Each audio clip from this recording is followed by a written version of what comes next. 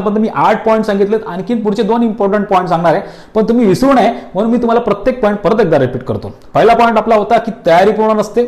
दुसरा पॉईंट आपला होता विषयाला सोडून आपण काहीतरी भलताच बोलतो. तिसरा पॉईंट होता वेळेचं भान नसतं. चौथा पॉईंट होता तो म्हणजे बोलण्यात अजिबात उत्साह नसतो. 5वा पॉईंट होता आवाज एकाच पट्टीत बोलतो, चढ उतार नाही, काय नाही काय नाही.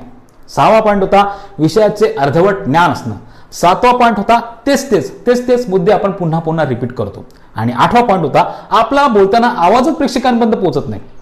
या सगळ्या गोष्टींमुळे देखील तुमचं भाषण कंटाळवाणं होतं. पुढचे 2 पॉईंट देखील तेवढेच महत्त्वाचे आहेत आणि ते तुम्हाला मी आता सांगतोय.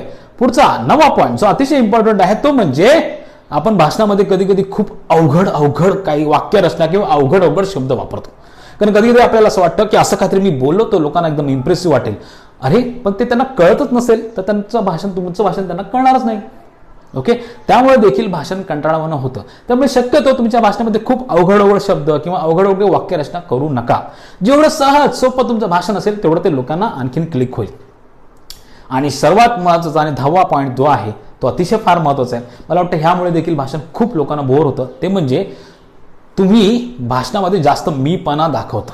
म्हणजे तुमच्या भाषणामध्ये जास्त मीपणा दिसतो. मी म्हणजे असा, मी म्हणजे तसा, मी म्हणजे असा. लोकांना जास्त मीपणा किंवा गर्व जर दिसला तर लोकांना ते आवडत नाही. मित्रांनो, भाषण कंटाळवाणं का होतं ह्या मुद्द्याला अनुसरून किंवा विषयाला अनुसरून मी तुम्हाला 10 काही प्रमुख पॉईंट सांगितले. हे सगळे जे पॉईंट्स आहेत ना हे डिस्क्रिप्शनमध्ये मी तुम्हाला देणार आहे. त्यामुळे तुम्ही एक वाचा, त्याचा माहिती करून घ्या, त्याच्यावर आणखीन अभ्यास करा आणि तुम्ही ह्या चुका करणार नाहीत याची काळजी नक्की घ्या. आपल्याला आपलं भाषण अतिशय छान आणि उत्साहात आणि जोशात आणि सहज करायचं.